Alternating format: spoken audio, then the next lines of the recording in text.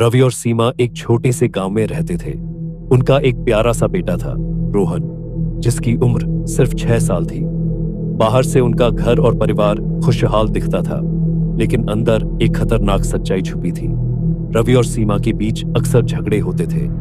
रवि शराबी था और छोटी छोटी बातों पर गुस्सा हो जाता था। एक रात झगड़ा इतना बढ़ गया कि रवि ने अपना आपा खो दिया। उस रात रवि ने गुस्से में सीमा का गला घोंट दिया। जब सीमा का शरीर जमीन पर गिरा, रवि को एहसास हुआ कि उसने अपनी पत्नी को मार डाला है। उसे डर लगने लगा कि लोग उससे सवाल पूछेंगे। रात के अंधेरे में उसने सीमा के शव को उठाया और अपनी पीठ पर लाद कर घर के पिछवाड़े की ओर चल पड़ा। चारों तरफ सन्नाटा था। जंगल से झिंगुरों की आवाज आ रही थी और हवा में अजीब सी ठंडक थी। जब वह सीमा के शव को गड्ढे में डालने जा रहा था, तो उसे ऐसा लगा जैसे कोई उसकी गर्दन के पीछे से देख रहा हो। उसने पलटकर देखा, लेकिन वहां कोई नहीं था। उसने जल्दी जल्दी फावड़े से गड्ढा खोदा और सीमा को दफना दिया। रवि को लगा कि अब सब कुछ ठीक हो जाएगा। उसने अपने बेटे रोहन से कहा कि उसकी मां गांव के रिश्तेदारों के घर गई है। रोहन मासूम था, उसने कुछ नहीं पूछा। लेकिन अजीब बात यह थी कि अगले 10 दिनों तक रोहन ने एक बार भी अपनी मां के बारे में नहीं पूछा। रवि को यह बात खटकने लगी।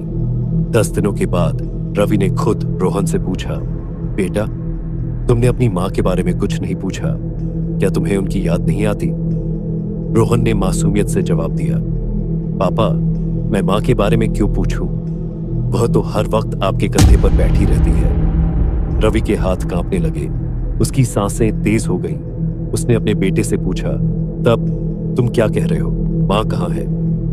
रोहन ने कहा, पापा, हर रात जब आप सोते हैं तो मां आपकी पीठ पर बैठकर मुझे घूरती है। वह मुस्कुराती है, लेकिन उनकी आंखों से खून टपकता है। रवि को एक झटका सा लगा।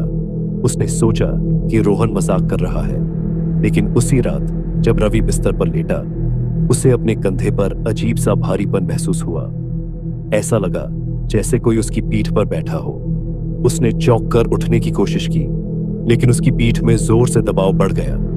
उसने खिड़की की ओर देखा तो खिड़की पर एक धुंधली परछाई थी। वह परछाई सीमा की थी। सीमा की आंखें लाल थीं और उसके चेहरे पर एक खौफनाक मुस्कान थी। उसने रवि की ओर इशारा किया और कहा, मुझे मार, अब मेरी बारी है। रवि डर से कांपता हुआ पिछवाड़े की ओर भागा। उसने फावड़ा उठाया और सीमा की कब्र खोदने लगा। जैसे ही उसने गड्ढा खोला, वहां सीमा का शरीर गायब था। अचानक उसने पीछे मुड़कर देखा तो सीमा का भूत उसकी पीठ पर सवार था।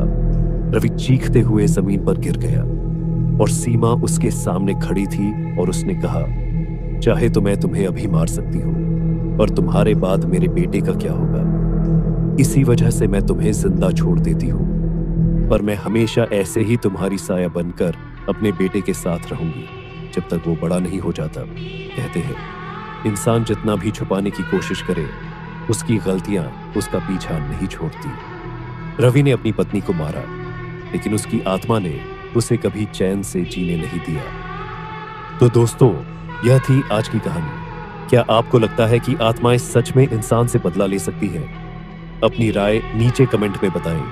और अगर आपको ऐसी डरावनी कहानियां पसंद है तो चैनल को सब्सक्राइब जरूर करें। अगली बार फिर मिलेंगे एक और खौफनाक दास्तान के साथ। तब तक याद रखिए, आपकी पीठ पर कौन है आप कभी नहीं जानते।